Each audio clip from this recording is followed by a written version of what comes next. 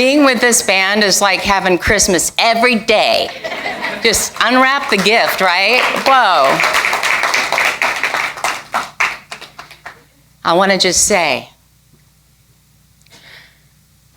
whenever we look in the mirror,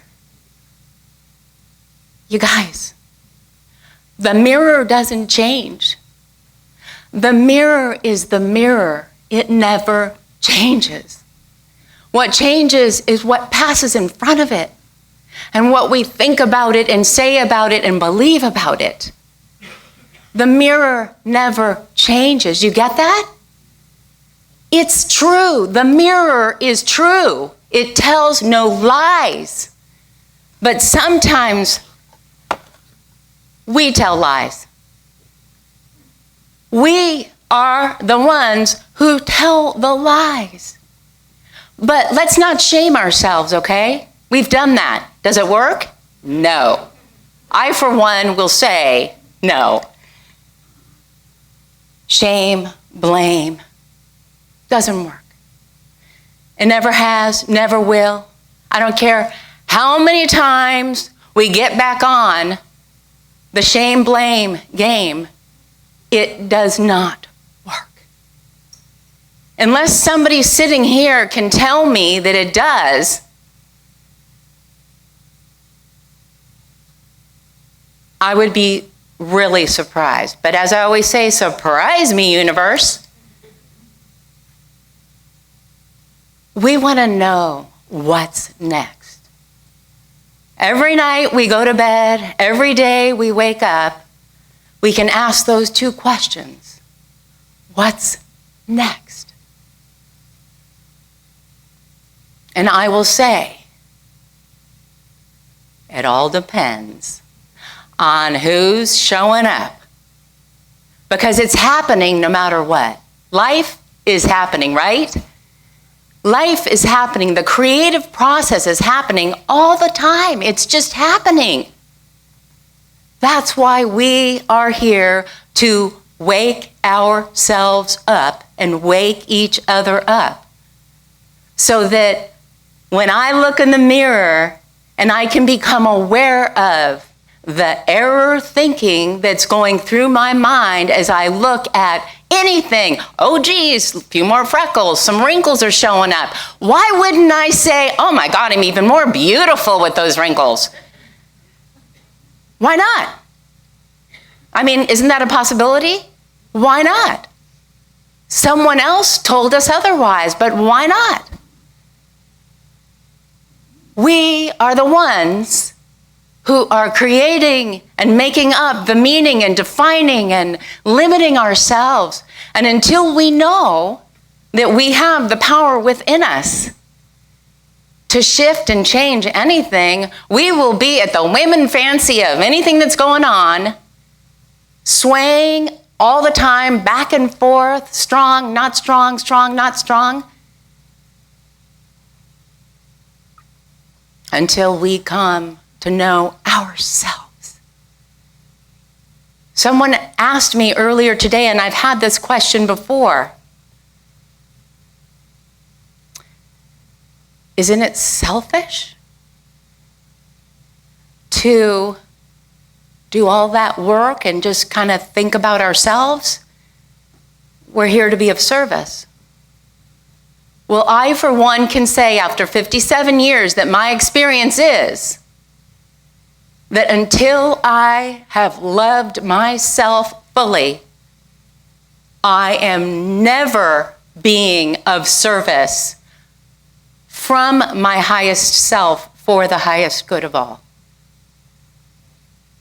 It's like false idols and ideas that we have that are superficial constructs of humans that are not the truth of who we are. But unless I'm willing to allow those things to percolate up to the surface, like I say, bring it to the light, I am going to be led by that 90% unconscious, subconscious. And when we allow it all to come up and be brought up to the light, and we're the ones asking the questions, is this true? Is this so? Is this the way I would like it to be? Is this the world I would like to create? Until we each do the work that is the gift that we've been given. This is not a punishment, you guys. It is a gift, a precious gift, our consciousness, that we get to look at it all and bring it up and allow ourselves to do the work in our own consciousness so we can get clear. And that's why I talked about the creative process last week, and I'm going to talk about it again today because I have a new example that I know you're all going to love. Of course, because you're here. It's so fun and so awesome. These gifts that we've been given. The creative process. To know that we are creators of the kingdom of heaven on earth. And you know what the other option is? Hell. Double, what is it called? Double hockey sticks? H-E double hockey stick? It's all here. It's all possible. But it's not done to us. We get to decide how it's going to be. And I will tell you, we are not here to spend our lives solving this mystery of life. We are here to live it. And it depends on what we think life is, how we're going to live it. If we think it's hell on earth and we've got to just get through this in one more lifetime, we're going to get one more lifetime to get through it in one more lifetime, and on and on and on it goes. Anybody been there?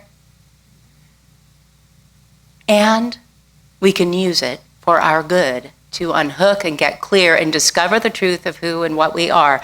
So the creative process, I said last week, it starts with the first step is illumination, this divine idea we've been given. Well, a few months back, my whole life, I have been present with the 23rd Psalm, but I only knew it as, hey, don't they say that at funerals? And one morning I woke up and it was just pouring through me, just reciting it over and over and over. And I knew something different. I was like, are you kidding me? This is a prescription for life. This is a prescription for living a fulfilled life. That's what the 23rd Psalm is. It is about mastering ourselves so that we can reflect the truth to one another, just like a mirror does, just like God does, just like love does, all the same to me. All the same. And so, Dad, would you put that up on the screen because I'm going to show you all how I play with things, how it plays with me. And it's always for our good. And I've done so much research on this, and I haven't heard it in the way that I'm going to share with you today, because we're all a unique expression, okay? And we've done the metaphysics and unity and, the shepherd, tending the flock, sheep don't think, they follow. It's all good. They're all ways to look at it, okay? I'm just going to offer another way and how I have used the creative process for this. So, raise your hand if you are at least familiar with Psalm 23. The Lord is my shepherd, I shall not want. Okay. Like I say with everything, and as Merlin said in The Way of the Wizard, the banquet is in the first bite. The whole shebang is in this first statement. I am going to insert my other favorite four-letter word for the word Lord, which I can play with as well. But for me, I'm just going to make it easy, okay? What do you think it is? It starts with L. Love. And so that's what I'm going to do when I'm playing with this with you. So here, and I'm putting it to the creative process, all right? The Lord is my shepherd, I lack nothing. Love leads. I have no wants, no desires, no needs, nothing. If I believed that love leads and I can just joyfully let go and let love lead my life, nothing. I don't need anything else. I just step forward in faith, step 2 of the creative process. I step forward in faith, and what do I get? Love makes me lie down in green pastures. Love leads me beside still waters. faith needs nothing. Faith, when we have faith, we let go. Lie down, let go all of our cares and worries and anything we thought that we needed to live a life led by love. We are shown abundant green pastures, greening our mind, greening the world. I'm showing you that it's not just the individual. The individual is the world. There's no separation between me and the world. As I allow my thoughts and my mind to green, I simply meet myself in those crystal clear waters in my consciousness. Faith does not need anything. The divine idea that letting love lead and I lack nothing, when I step forward in faith with that, automatically all the things fall away, because what's there to hold on to? What do I need to hold on to? Nothing. The third step in the creative process is imagination.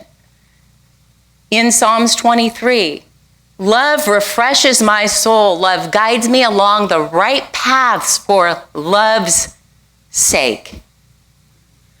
When I know that I am made in the image and the likeness of the one power and one presence in all the universe, aka love, my soul is renewed. My soul is refreshed. I see myself again as in the mirror, as the divine made me, with no flaws, no imperfections. Complete love, real love, love that has no conditions.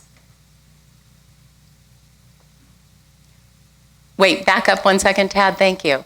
Love guides me along the right paths for his name's sake. And then all those paths, the circuits, I'm talking about in my body, the meridians, the energy centers, the chakras, everything, all of the neural pathways open up. All the blocks are released.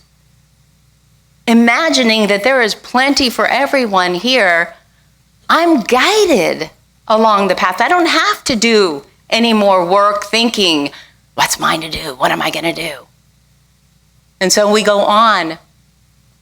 When we know that the fourth step in the creative process we talked about last week is understanding and will, knowing that God stands under everything, we turn our will over gratefully, because we know that the way we've been doing it just doesn't work, and that creates more insanity. And why would we do that? So we see that even when I walk through the darkest valley, I will fear no evil, for love is with me. Love, the rod and staff, they comfort me. And I'm going to unpack this for a moment, because this is where we take the huge leap, okay, of what this means, what I was shown that it means. You do what you want with it, but I'm going to share with you because it's so powerful. We know that every day we can wake up feeling good or bad or indifferent. We can meet people that might be nice to us, might not be nice to us. All those infinite possibilities exist, right? We feel up, we feel down, it feels dark, we feel despair, we feel hope. All of that's going on. I, for one moment, don't deny that. It's happening. It is happening.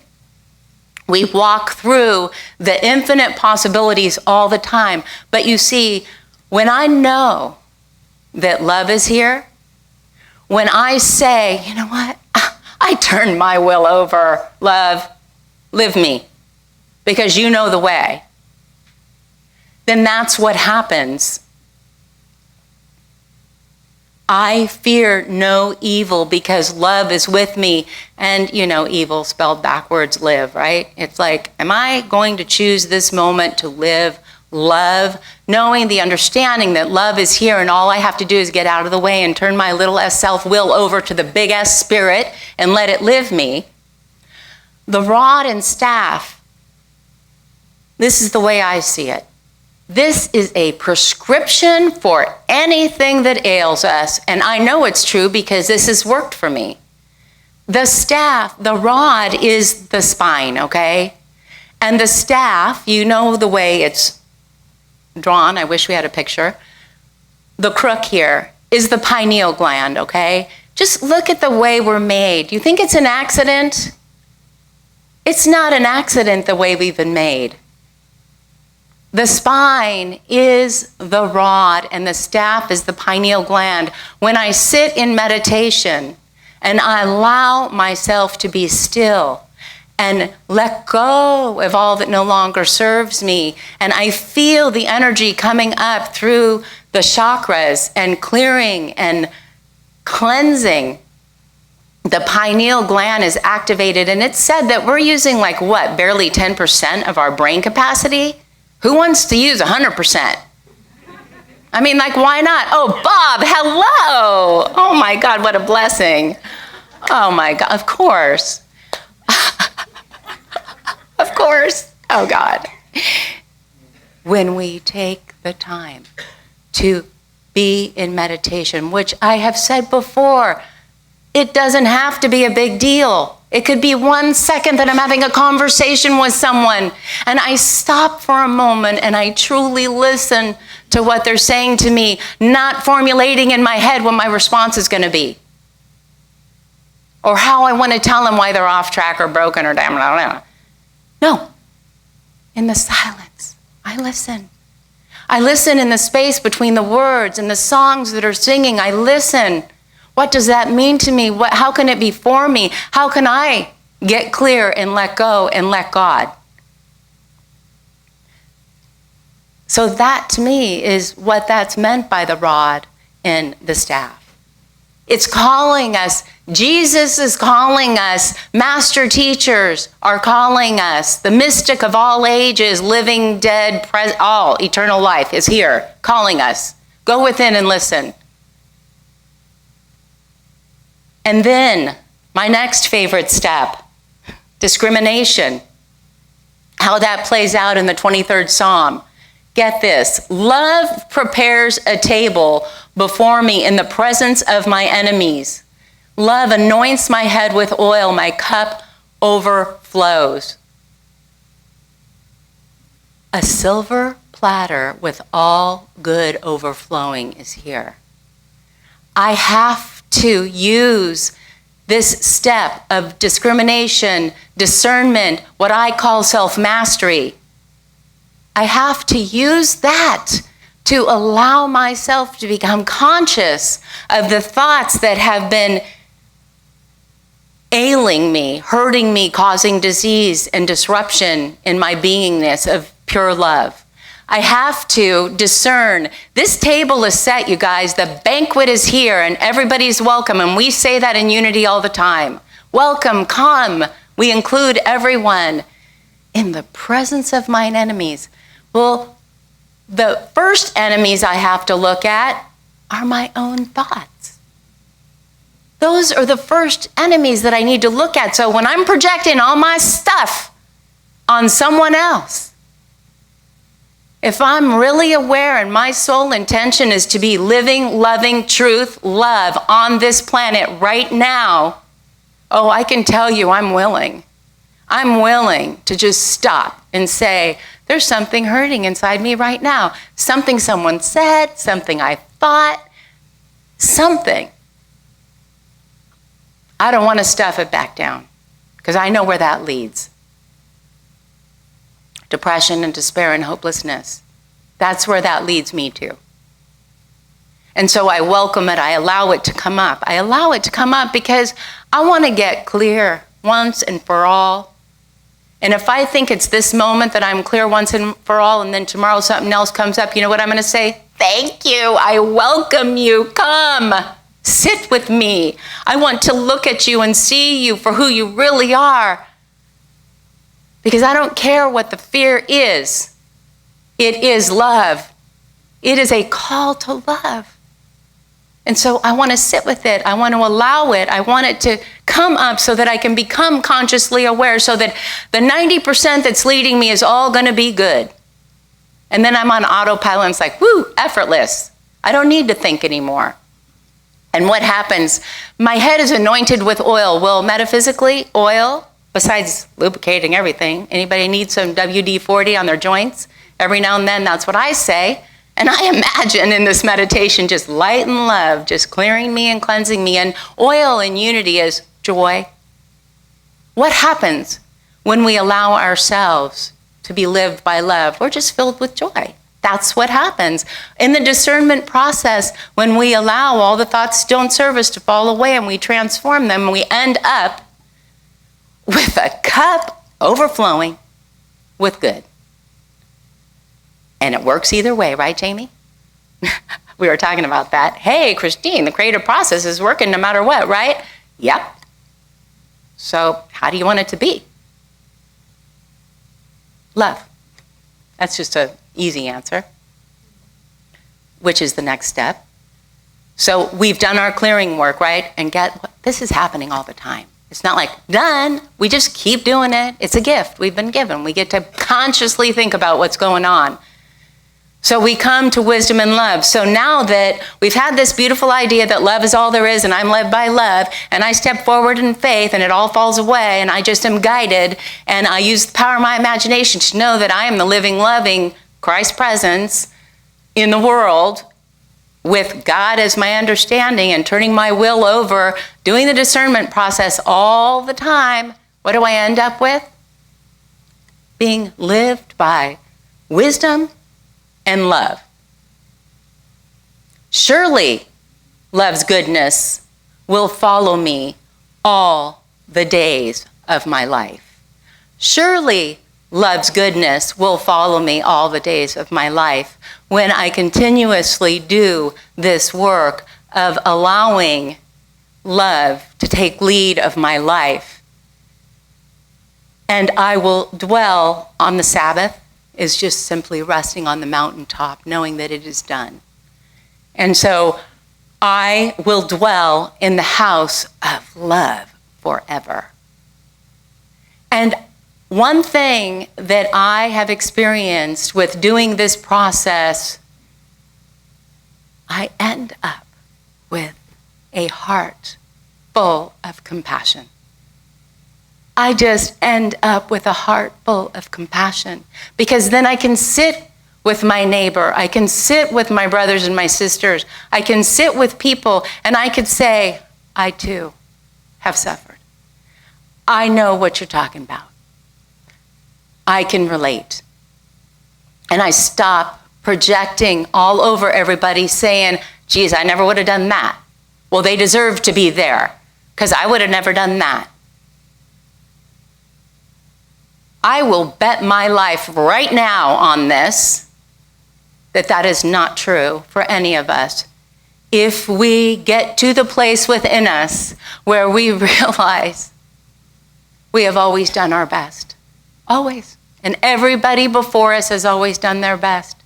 And so when I know that, I can look at my friend who might be in prison or in the prison of their own mind, and I can say, yeah, I can relate.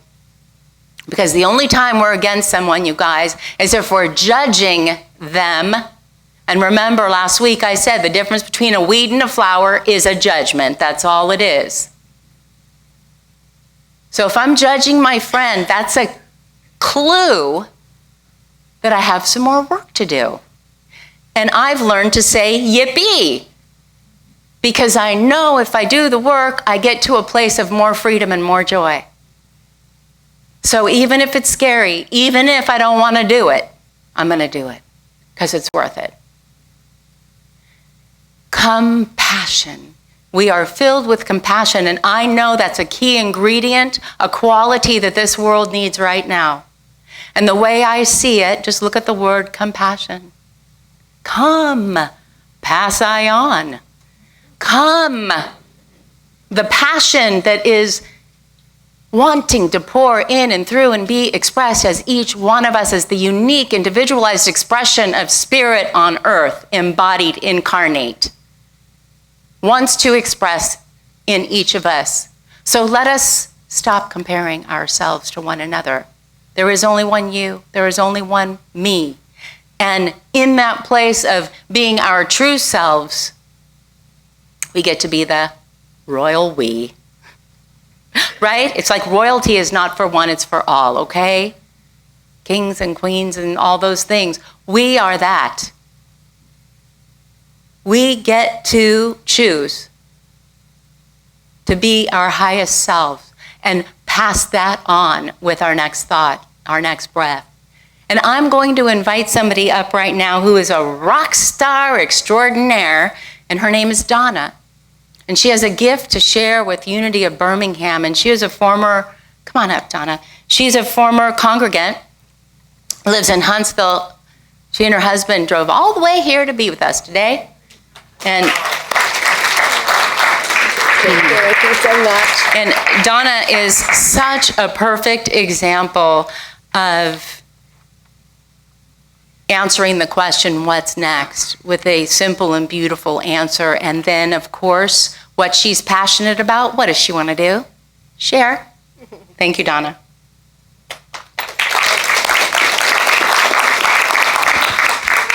Is this on? Yeah. Okay, great. You were born on. Thank you, Christine, so much.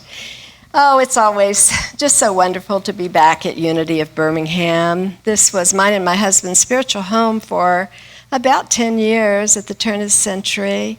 And whenever we come back here, we just love visiting here and being with our friends of many, many years. I see so many of those lovely faces here in the audience today.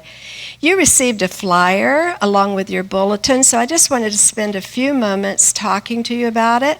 If you would flip to the side, the heart emblem on it. I'm going to just kind of step through the flyer and tell you a little bit about a wonderful movement that my friend Nabila Shinara got me involved in called the Charter for Compassion. And Christine did such a beautiful job of talking about compassion. I'm not even going to do the lead-in that way.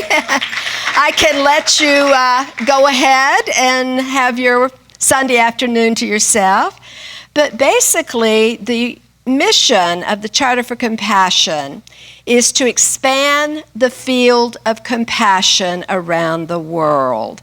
And as Christine talked about, we carry the divine qualities of love, such as compassion, within our heart field. And when we do not respond naturally in an empathetic way, it is because we've built up walls around our heart for protection.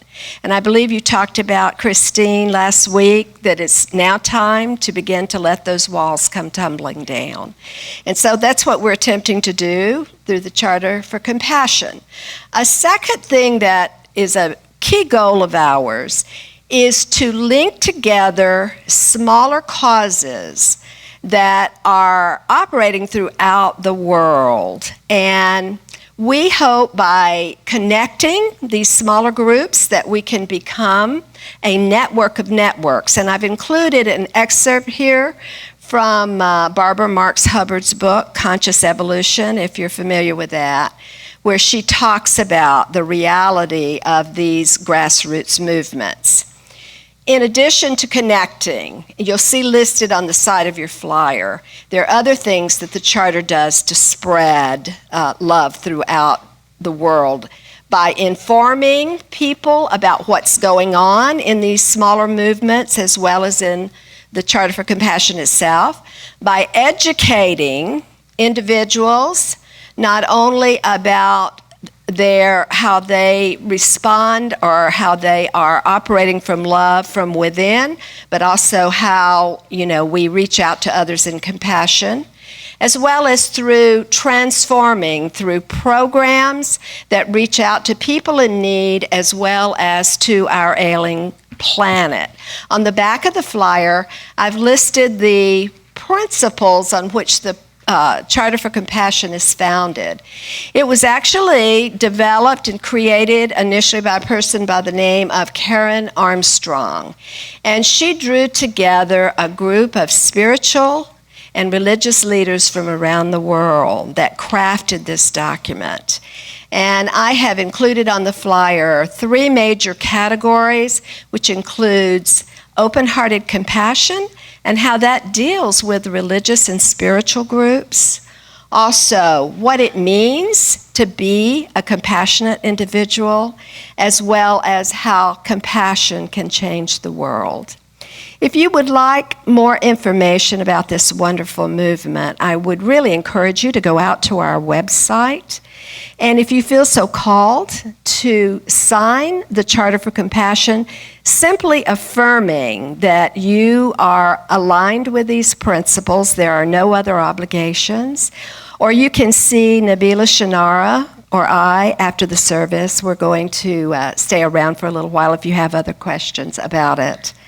And I truly hope that you take the time to consider this movement that is bringing to the world a clear, luminous, and dynamic program to spread this love and joy. Thank you.